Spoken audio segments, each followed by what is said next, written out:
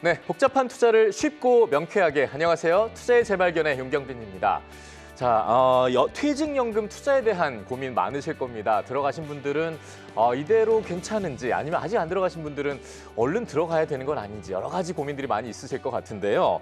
야, 연금 투자 수익을 올릴 수 있는 방법, 오늘 저희가 한번 철저하게 준비를 해봤습니다. 오늘의 주제부터 강수민 캐스터와 함께 먼저 만나보고 오시죠.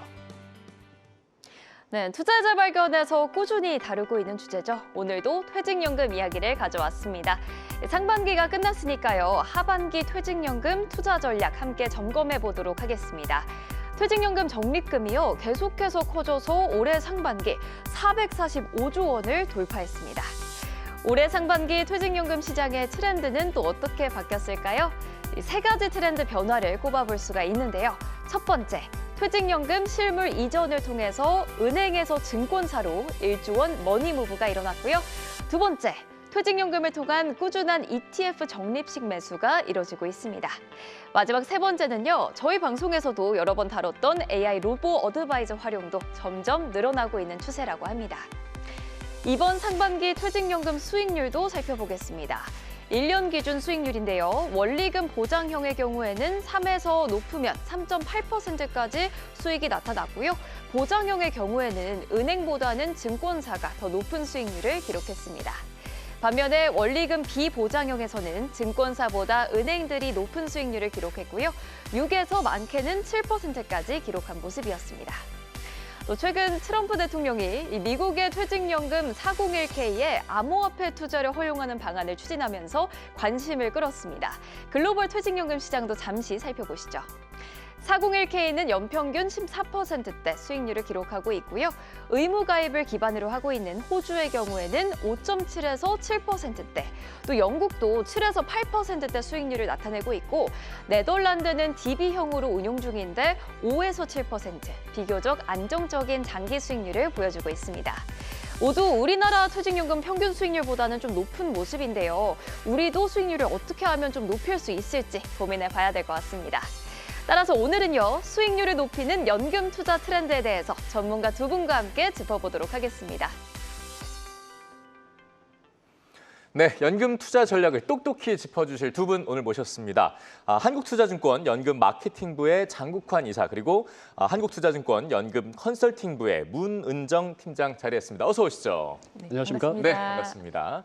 자, 오늘은 먼저 이사님한테 좀 먼저 여쭤보도록 하겠습니다. 지금 국내 퇴직연금의 자산 규모가요, 432조 원입니다. 네. 어마어마한 성장세를 보이고 있다고 하는데, 이게 뭐 지금 증권사로의 자금 이동도 좀 보이고요. 얼마나 빠른 지금 성장세를 보이고 있는 건지 한번 짚어주시죠. 네, 앞서 표에서 소개해드린 것처럼 이제 2019년에 221조 원에 달했던 퇴직연금이 작년 말에는 432조로 5년간 약 2배 정도 성장을 했습니다. 이거 네. 연으로 따져보면 이제 연에 약 20%씩 성장을 한 건데 굉장히 빠른 속도로 증가를 하고 있죠. 예. 그런데 이제 퇴직연금 이 자금 이동에 따른 트렌드를 두 가지로 좀 짚어서 보면, 첫 번째는 기업에서 직접 운영을 하는 DB 제도에서 개인들이 직접 운영해야만 하는 DC하고 IRP 쪽으로의 자금 이동이 좀 빠르게 진행이 되고 있고요. 예. 두 번째는 예금과 같은 원리금 보장 상품, 여기에서 ETF나 펀드 등 이 투자 상품으로의 상품 전환 속도가 굉장히 빠르게 진행을 하고 있습니다. 네. 이 부분은 이제 가입자분들께서 운용 수익률을 중요하게 생각하기 시작했다는 것이고요. 이렇게 수익률을 추구하다 보니 자연스럽게 증권사로의 이동이 좀 많아지지 않았느냐라고 생각을 하고 있습니다. 네. 실제로 최근에 이제 금융감독원 보도 자료에 따르면 작년 10월 말에 퇴직연금 실물 이전 서비스를 시행을 했는데 6월 말까지 한 8개월 정도 지났습니다. 네. 근데 자금 이동이 약 5조 원 정도가 이동이 실제로 발생을 했어요. 근데 그 업건별로 그 내용을 좀 뜯어보면 DC IRP 부분에서 증권사로의 순유입이 약 1.3조 원, 그리고 반면에 이제 은행에서의 순유출은 한 1.2조 원 정도가 발생을 했습니다.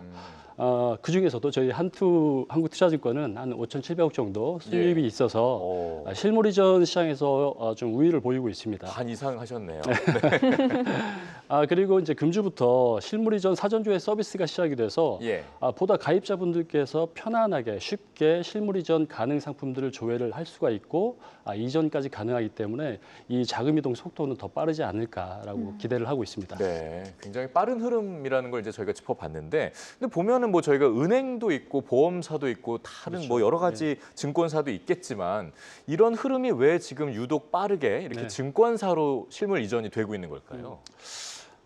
퇴직령을 바라보는 이 고객분들의 시각이 저축에서 투자로의 변화가 좀 빨라지고 있다라고 좀 생각을 하고 있어요. 네.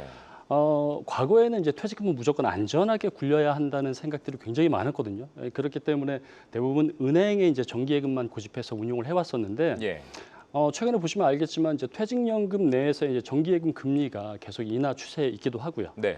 그리고 연금 자산에 대한 중요성이 여러 매체를 통해서 많이 강조가 되고 있습니다. 네, 그런 것들이 이 고객분들도 많이 상품 지식을 접하다 보니까 자연스럽게 ETF나 채권 그리고 펀드와 같은 투자 상품에 자연스럽게 노출이 되고 관심이 예. 증가하게 되는 거죠. 그래서 증권사로 이동할 때 대부분 분들이 이 다양한 투자 상품이 존재하는지 그리고 특히나 이제 ETF와 같이 실시간으로 거래가 가능한 부분 등의 이제 시스템 편리성이 갖춰져 있는지 그리고 마지막으로 이제 전문가들의 투자 상담이 가능한지 여부를 좀 꼼꼼히 따져서 네. 그 결과가 곧 증권사로 이동하게 되는 배경이 아닌가 싶습니다. 그렇군요. 네, 퇴직연금을 저희 사실 투자의 재발견에서 굉장히 여러 차례 다뤄드리고 있는데 팀장님께 한번 여쭤보겠습니다. 최근에 눈에 띄는 변화가 있었다라고 들었는데요. 퇴직연금의 투자 패턴 좀 어떻게 바뀌는지 궁금합니다. 네, 앞서 이사님께서 답변 주신 내용하고 일맥상통하는 부분이기도 합니다. 퇴직연금 자산 관리에 있어서 투자 패턴이 계속해서 변하고 있음은 당사 고객님들의 투자 자산군 변화에서도 쉽게 살펴볼 수가 있었습니다. 예. 실제로 타사에서 당사로 실물 이전을 하신 고객님들의 계좌를 분석을 해봤더니 실물 이전 이동 시점과 비교해서 그 이후 자산 구성 내역에 확실히 차이가 있었습니다. 네, 원리금 보장 성격을 가진 현금성 자산 그리고 예금 자산 비중은 계속해서 축소가 되는 반면에 투자형 상품인 ETF, 채권, 펀드는 각각 9%, 6%, 4% 증가하면서 전체적으로는 실적 배당형 상품이 총 19% 정도 늘어난 모습을 볼 수가 있었습니다. 아무래도 ETF와 채권과 같은 실적 배당형 상품을 거래하시기에 증권사가 조금 더 편리하다고 느끼시는 부분이 많았던 것 같습니다. 아무래도 이제 직접 그런 것들이 보이고 네네네. 하니까요.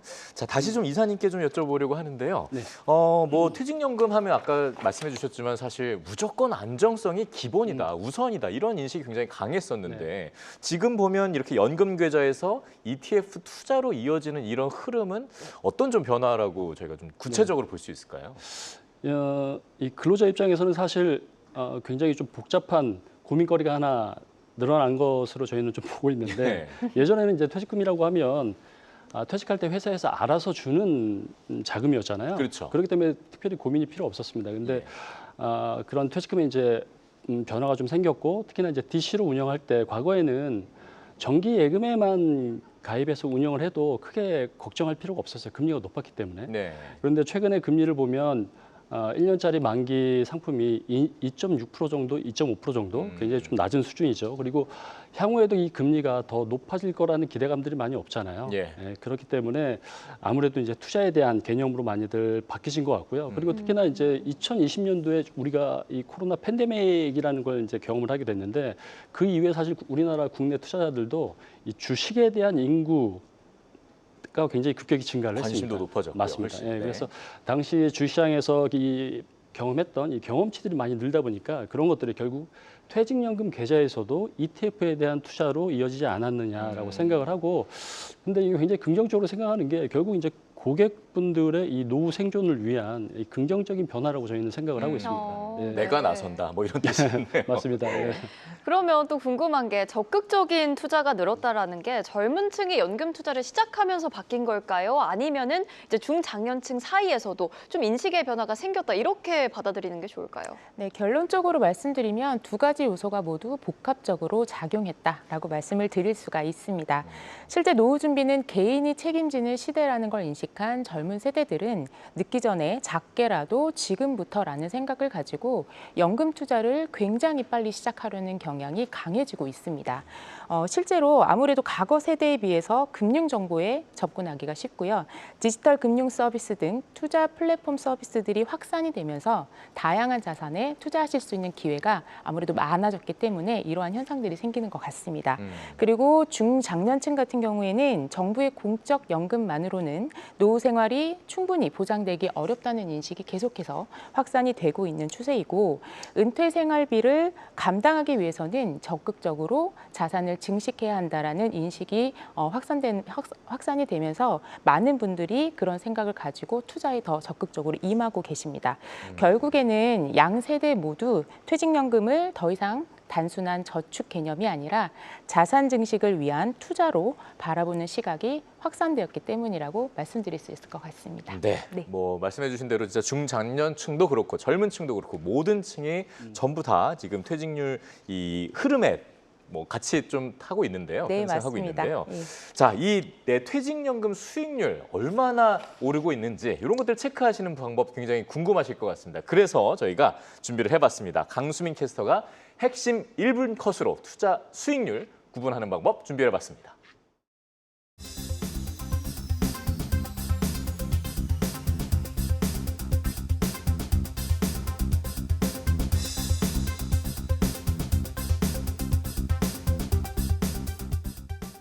네, 오늘 핵심 1분 컷에서는요. 나의 퇴직연금 수익률 과연 상위 몇 %일지를 함께 확인해 보도록 하겠습니다.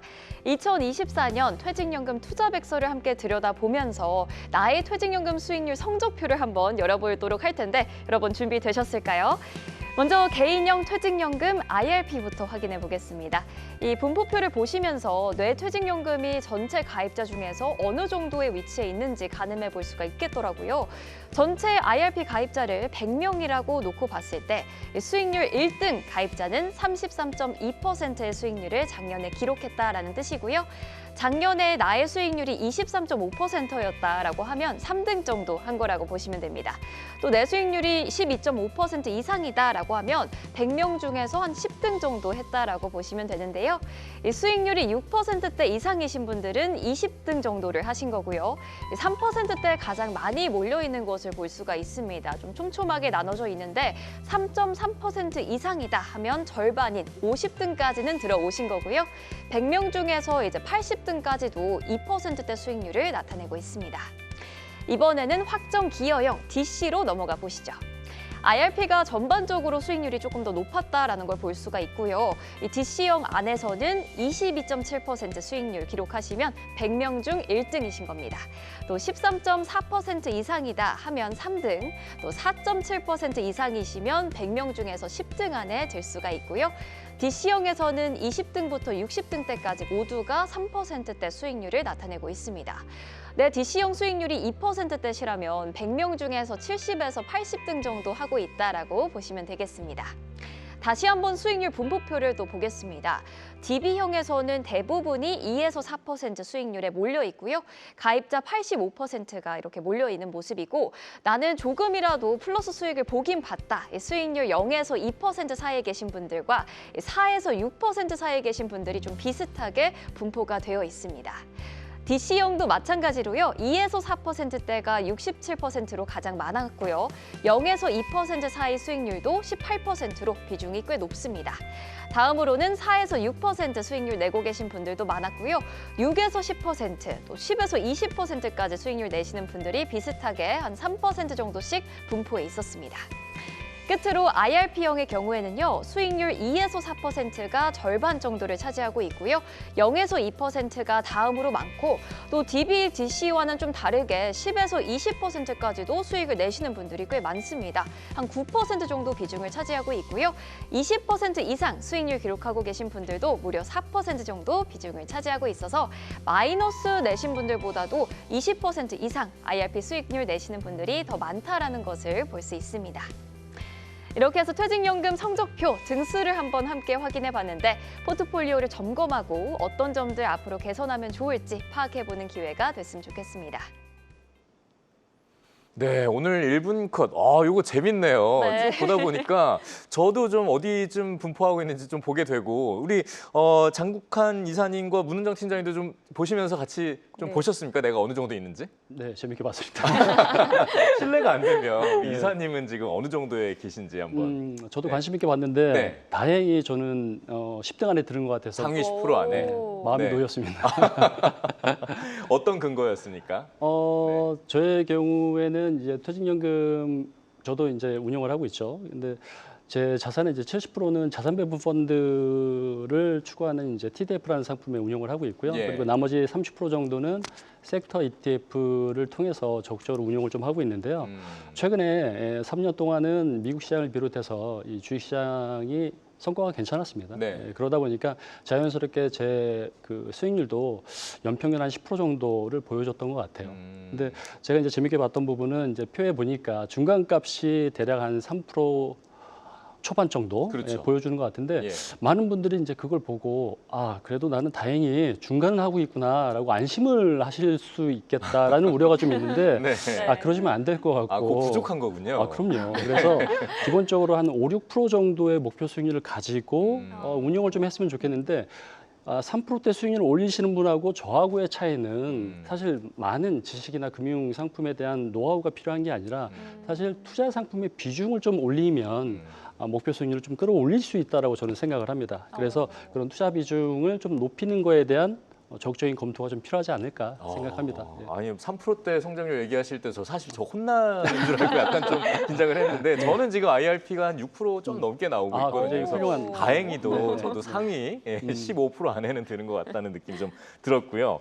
일단은 장 이사님이 얘기해 주시니까 그런 프로그램도 좀 괜찮겠다. 섹터 나눠서 하는 것도 네, 괜찮을 것 같고 우리 문 팀장님도 궁금합니다. 어느 정도에 분포하고 계십니까? 네, 안 그래도 이 보고서를 이제 한번 나온 걸 보고 저도 계좌를 한번 살펴봤습니다. 예. 제가 네. 어느 정도 수준인지 봤는데 저 같은 경우에는 3년 전에 DB 제도에 있다가 DC 제도로 전환을 하면서 3년 전에요. 네네. 네. 3년 정도 제가 이제 직접 운용을 하고 있고요. 오. 예. 작년 한 해 동안 수익률이 어땠는지 살펴봤더니 연환산 기준으로는 한 약 7, 8%대 정도 나오더라고요. 그래서 요 발간서 기준으로 봤을 때는 다행히도 저도 한 6, 7등 정도 하는 성적표를 나타내고 이야. 있고 그리고 저 같은 경우는 이제 IRP도 같이 계속해서 세액공제 혜택을 받기 위해서 운영 중에 있거든요. 예. 이거는 저는 보통 펀드 적립시 투자를 활용해서 계속해서 운용을 하고 있었습니다. 요건 작년 한 해 기준으로 연한산 10% 정도 수익률이 나타났는데 지금 요 발간서 나온 기준으로는 한 상위 13에서 14% 정도 이게 좀 아쉽게 10% 내에는 좀 못 드는 성적을 하고 조금 있어서 분발하셔야겠네요. 조금 많이 분발해야 될 것 같습니다. 근데 안 그래도 좀 궁금한 게 네. 아까 DB에서 DC로 3년 전쯤 갈아타셨다고 했잖아요. 네네. 이제 뭐 사실은 당연히 이제 이 금융에 대한 지식이 좀 있으니까 네네. 그렇게 좀 갈아탈 수 있지만 아직도 그래도 DB에 머물러 있는 게 수익률이 나쁘지 않다 이런 평가들도 조금 있거든요. 그거에 대해서 어떻게 보시는지 조금 간략하게 좀 여쭤봐도 될까요? 네, DB에 계신 분들은 네. 기본적으로 DB는 내가 직접 운용하는 게 아니라 회사에서 운용을 해주는 상품이죠. 그렇죠. 이제 제도이죠. 예. 그렇다 보면은 DB 제도를 활용했을 때 좋았을 경우에는 내가 앞으로 승진의 기회가 많거나 아니면 임금 인상률의 기회가 많을 때 활용을 하시면 좋지만 만약 그렇지 못하신 분들은 DC 제도로 바꿔서 활용을 하시는 게 훨씬 좋은 거는 맞습니다. 그러니까 이제 올라갈 일이 있을 때는 그렇죠. 좀 네, 주시고 맞습니다. 예. 뭐 이직이라든가 이런 걸 네. 앞두고 계시면은 네, DC로 그렇죠. 빨리 옮기시는 DC로 게. 옮기셔서 네. 많은 증권사 또 은행 보험사에서 다양한 정보들을 좀 많이 주고 계시기 때문에 그런 정보를 습득하셔서 충분히 활용하시면 DC IRP 수익률에서도 충분히 10% 안에 들 수 있는 수익률을 가져가실 수 있을 거라고 생각합니다. 네. 재밌는 체크 포인트가 네. 아닐까 싶었는데요. 자, 다시 한번 좀 이사님께 좀 여쭤보겠습니다. 네. 뭐 투자백서 저희가 지금 방금 만나봤지만 지금 전년 대비 4.6%포인트 정도가 실적 배당형 상품 투자가 지금 늘고 있거든요. 이게 실제로 수익률은 그럼 어느 정도 되는 거라고 좀 볼 수 있을까요? 네, 이렇게 실적 배당형 상품이 증가하고 있는 부분은 굉장히 저는 긍정적으로 생각을 하고 있는데요. 예. 작년에 연간 실적 배당형 수익률이 9.96%가 나왔어요. 반면에 이제 원리금 보장 상품에 투자된 수익률은 3.67% 수준이었는데 약 3배 정도 가까운 수익률의 차이를 보여줬습니다. 예. 그런데 이제 안타까운 사실은 80% 넘는 비중이 퇴직연금에서 80% 넘는 비중이 원리금 보장 상품에 편입이 돼 있다는 사실이죠. 그리고 23년도 같은 경우도 실적 배당형의 수익률이 13%를 넘어서 2년 연속 10% 내외 수준의 양호한 수익률을 보여주고 있습니다. 물론 23년도와 24년도가 이 주식시장의 수익률이 좋았기 때문에 그 영향이 있었지만 우리가 이거를 이제 시계열을 좀 더 늘려가지고 5년 그리고 10년 동안의 각기 장기 수익률을 비교해 봐도 원리금 보장 상품보다는 실적 배당형의 상품 수익률이 2배가량 높았다는 사실을 봤을 때 네. 예, 원리금 보장 상품으로 고집하는 건 답이 아니다라고 생각을 합니다. 예. 네. 이번에는 팀장님께 한번 좀 여쭤보겠습니다. 네. 앞서서 ETF에서 투자 수익률 좀 효과가 좋았다라고 설명해 주셨는데 가장 또 저희가 궁금한 게 수익률이 높은 사람은 어디에 투자할까라는 질문이 될 것 같아요. 실제 투자자들도 퇴직연금 계좌에서 ETF 투자를 좀 많이 하고 있는지 또 어떤 종목들 위주로 수익을 내고 있는지도 궁금합니다. 네, 당사 DCIRP 계좌를 보유하고 계신 고객님 중에서 최근 1년간 상위 수익률 10% 가져가시는 고객님들의 투자자산 보유 현황을 한번 살펴봤습니다. 네. 그랬더니 ETF가 계좌 수익률의 상당 부분 큰 기여를 하고 있었던 모습을 볼 수가 있었습니다. 당사 수익률 상위 고객님들의 보유 종목을 한번 살펴보면요. 미국 대표 지수인 S&P 500과 나스닥 100 그리고 국내 대표 지수인 코스피 200 ETF로 시장 수익률 추종 전략을 가져가시면서 시장 장기 성장 산업인 테크와 밸류체인 그리고 지정학적 이슈로 상반기에 수익률이 굉장히 높았었죠. 예, 방산과 조선 등의 테마 업종을 투자하시는 것도 굉장히 눈에 띄었습니다. 그리고 아무래도 일반 계좌보다는 연금 계좌가 조금 더 안정적이고 보수적으로 운용되는 특징이 있다 보니까 배당주, 금현물, 그리고 미국 장기 국채 ETF 같은 종목들이 상위권에 포진되어 있는 것도 특징이었습니다. 네, 그렇군요. 네.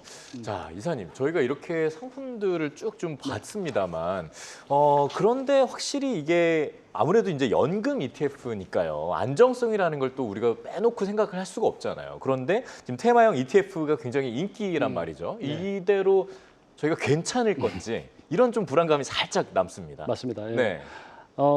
이 ETF가 굉장히 빠른 속도로 성장하고 있는데 그 원 중에 하나가 이 테마형 ETF의 성장도 무시 못하거든요. 예. 그런데 저는 그 연금 투자 관점에서 이 테마형 ETF를 활용하는 것도 굉장히 적합하다고 생각을 하고 저 역시도 적극적으로 활용을 하고 있습니다. 하고 있다고 얘기하셨죠, 네. 아까. 예. 그래서 섹터별 이 테마형 ETF는 여러분도 잘 아시다시피 이제 조선이나 방산, 화장품 같은 특정 산업에 투자하는 ETF 상품도 있고요. 그리고 AI나 미국 테크와 같은 장기적인 메가 트렌드에 집중 투자하는 ETF의 상품도 있습니다. 다만 이제 우리가 유의할 것은 말씀하신 것처럼 이런 것들은 섹터별 투자이기 때문에 굉장히 변동성이 클 수 있다는 거죠. 예. 그렇기 때문에 그런 부분은 좀 주의를 할 필요가 있는데 다만 연금 계좌의 경우 이제 투자 기간이 우리가 길잖아요.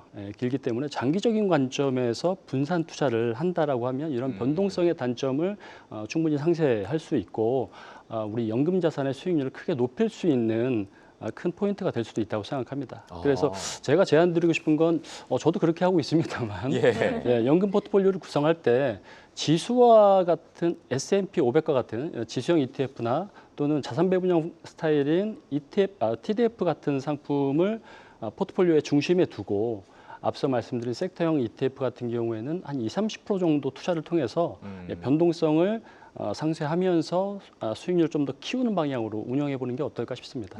한마디로 이제 장기적으로 분산 투자를 통해서 이런 것들을 좀 잘 컨트롤할 수 있다. 맞습니다. 이렇게 좀 생각을 해보면 좋을 것 같고요. 맞습니다. 예. 자, 그러면 팀장님께 좀 또 한번 여쭤볼게요. 네. 뭐 한국투자증권에서도 그랬지만 이 실물 이전한 다수 투자자들의 이제 자산군 변화가 두드러진 게 하나 네. 보면 아무래도 이제 일반 채권 투자자 그리고 연금 투자자의 채권 투자 이런 것들이 좀 포커싱이 되는 게 아닌가 이렇게 보이거든요. 네. 이거는 좀 어떻게 보십니까?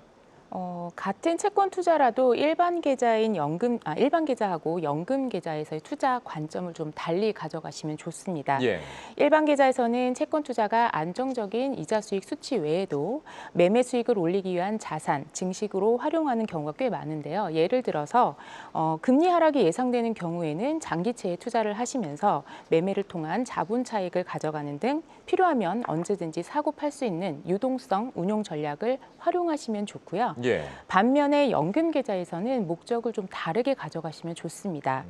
연금은 노후 준비를 위한 장기 투자 성격을 가진 계좌이다 보니까 아무래도 수익성 위주보다는 안정성과 변동성 완충 역할에 좀 더 포커싱을 맞춰주시면 좋고요. 예. 퇴직이 가까워질수록 주식 투자 비중은 좀 줄여가면서 채권 투자 비중은 늘려가며 리스크 관리에 활용하시는 전략을 좀 많이 활용을 하셨으면 좋겠습니다. 그리고 일반 계좌에서는 이자나 매매 차익에 대해서는 과세를 합니다. 네. 그런데 연금 계좌에서는 과세가 일단 이연이 되고요. 그렇죠. 나중에 인출을 하실 때에는 낮은 세율로 부과가 되기 때문에 장기적으로 보시면은 복리 효과와 그다음에 세금 절세 효과까지 활용할 수 있는 부분도 있기 때문에 이런 부분도 꼭 체크하셔서 활용을 하셨으면 좋겠습니다. 퇴직에 가까워질수록 이제 좀 채권 비중을 늘려가보는 네. 게 좋다라고 네네. 하셨는데 사실 일반 채권 투자도 좀 어렵습니다. 그렇죠. 저는 이제 채권 투자에 가장 영향을 미치는 게 금리인 걸로 알고 네. 있는데 채권 투자 방법도 뭐 실물 채권, 채권형 펀드, ETF 이렇게 좀 크게 세 가지가 있고요. 수익성, 안정성, 또 거래 편의성 측면에서 어떤 게 좀 가장 유리하다고 보실까요? 네, 먼저 실물 채권은 만기까지 만약에 보유를 하시면 금리가 뭐 오르던 내리던 상관없이 정해진 이자와 원금을 지급받을 수 있는 상품이기 때문에 아무래도 금리 변동성 부분에 있어서는 가장 안정적으로 운용할 수 있는 상품이라고 말씀을 좀 드릴 수 있고요. 예. 대신에 중도 환매를 하고 싶다 하는 경우가 있을 수 있잖아요. 그럴 경우에는 좀 매매 편의성이나 유동성은 좀 떨어진다. 이런 부분은 체크를 하시면 좋습니다. 그리고 채권형 펀드 같은 경우에는 여러 채권에 나눠서 투자를 하기 때문에 기본적으로 분산 투자 효과가 있지만 정해진 만기가 따로 없기 때문에 금리 하락기에는 시세 차익을 가져가실 수는 있지만 만약에 반대로 금리가 상승을 하게 되면 펀드 기준가, 보통 이제 펀드 가격이라고 생각을 하시면 됩니다. 손실이 좀 있을 수 있다. 이런 부분도 좀 체크를 하셨으면 좋겠고요. 예. 마지막으로 채권형 ETF 같은 경우에는 주식처럼 실시간 매매할 수 있는 상품이면서 수수료가 상대적으로 저렴합니다. 그렇기 때문에 접근성이나 유연성이 좀 장점인 부분이 있습니다. 그래서 금리 하락기에는 자본 차익을 좀 가져가시면서 상승기에는 만기가 상대적으로 짧은 상품을 활용하면서 좀 능동적으로 대응이 가능하다는 장점을 가지고 있는 상품이고요. 앞서 많은 분들이 투자의 편리성 때문에 증권회사로 실물 이전을 하셨다고 말씀을 드렸었잖아요. 네, 특히 실물 채권하고 채권형 ETF는 퇴직연금 사업자 중에서 증권사에서만 거래가 가능하다는 점, 이것도 체크 포인트로 좀 보시면 좋을 것 같습니다. 그렇죠. 네, 그리고 당사 같은 경우에는 지난 7월부터 고객님들이 직접 앱에 접속을 하셔서 장내 채권을 매매하실 수 있는 서비스도 계속해서 이제 제공을 해드리고 있습니다. 네. 이렇게 투자자분들의 편의성을 좀 높이는 서비스들이 많이 나오고 있으니까 적극적으로 활용해 보시면 좋을 것 같습니다. 네. 또 그래서 그런 만큼 사람들이 많이 찾고 있는 게 아닐까 싶기도 네, 하고요. 맞습니다. 채권 굉장히 좀 겁부터 냈는데 네. 생각보다는 조금 쉽게 생각해봐도 네. 좋을 것 같아요. 자, 장 이사님께 다시 한번 좀 여쭤보겠습니다. 네. 사실은 이렇게 저희가 이해를 하고 있다, 좀 받아들인다 여러 가지 얘기를 하지만 사실 지금 변동성이라든가 이런 것도 늘 클 수밖에 없는 상황이 흘러오기도 하고요.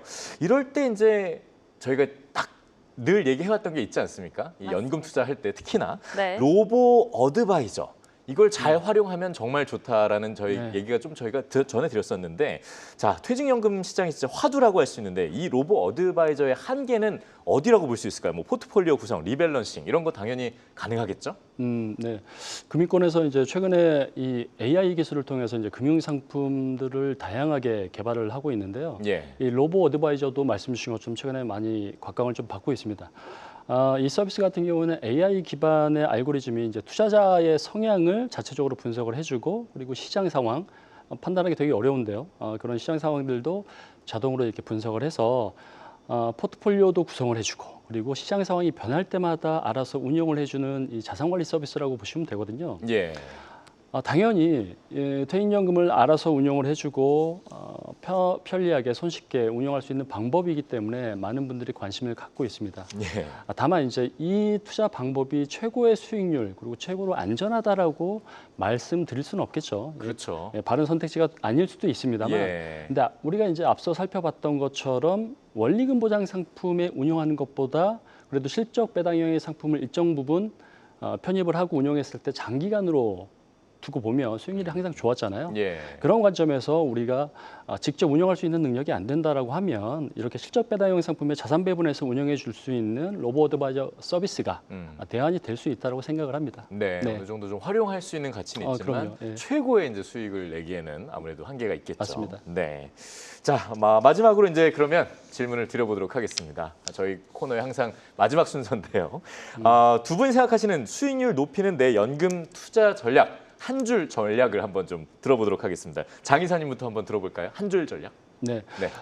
퇴직연금은 장기적인 자산이기 때문에 장기적인 관점으로 ETF나 TDF와 같은 투자 상품을 활용해서 분산해서 투자하시기를 제안을 드립니다. 예, 분산해서 장기적으로.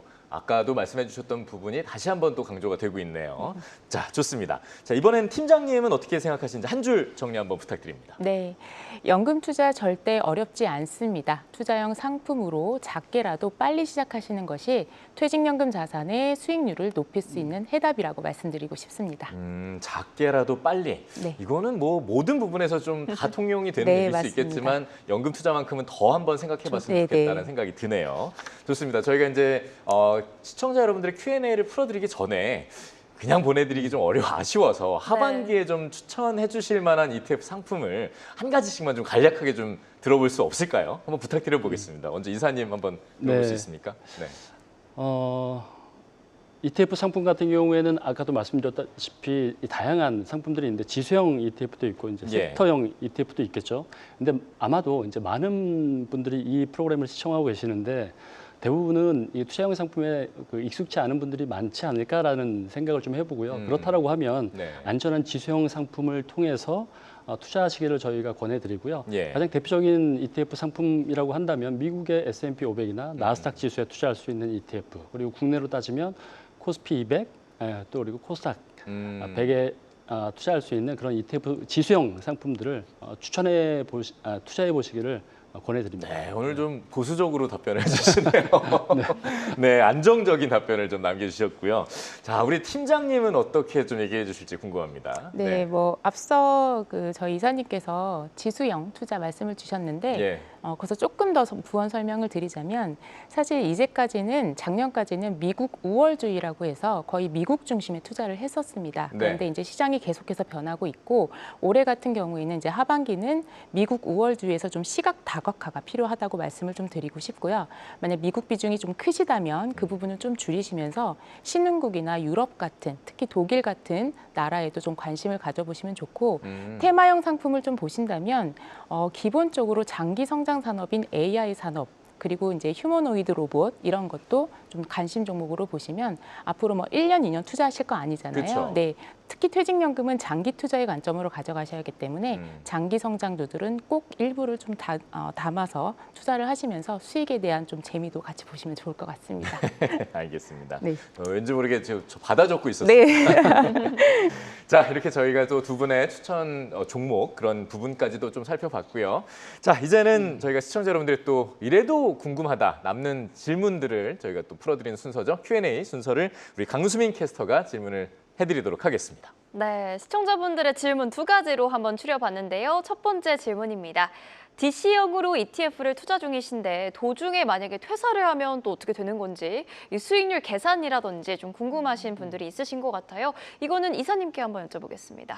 네, 저희 한국투자증권 기준으로 말씀을 먼저 드리면 퇴사를 하게 되는 경우에는 이제 DC 계좌에서 운영하고 있던 상품들을 통상은 해지를 하고 네. IRP라는 계좌를 통해서 이제 수령을 하게 되거든요. 그런데 이 상품을 해지하는 건 사실은 좀 쉽지 않은 행위잖아요. 그렇기 네. 때문에 DC에서 IRP로 넘길 때 실물 이전이 가능한 부분이 있습니다. 그래서 퇴직하기 전에 그 해당 금융사에 실물 이전 신청을 하시면 실물 그대로 운영하던 그대로 IRP 계좌를 운영할 수 있고요. 그리고 수익률 또한 DC에서 운영하던 수익률을 그대로 끌고 오기 때문에 관리하시는 데 수월한 부분이 있습니다. 네, 실물 이전을 통해서 IRP로 넘어갈 수가 있다라고 하셨고요.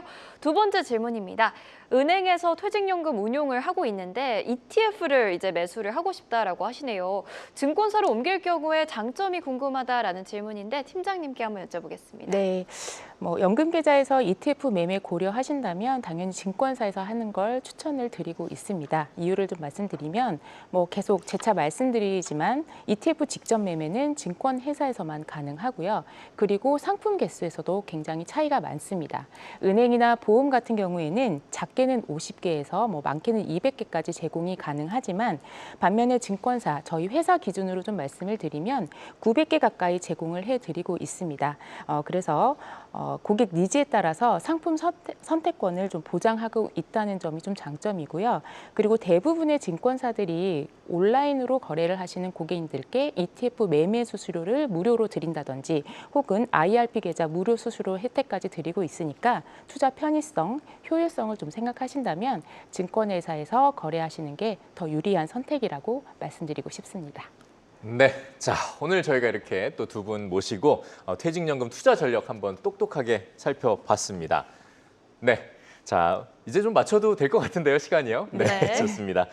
오늘 한국투자증권에서 두 분 나오셨는데요. 연금 마케팅부의 장국환 이사 그리고 연금 컨설팅부의 문은정 팀장 도움 말씀 두 분 고맙습니다. 네, 감사합니다. 감사합니다. 자 그리고 오늘 또 여태까지 함께해 주셨던 강수민 캐스터 이렇게 세 분과는 여기서 인사드리겠습니다. 고맙습니다.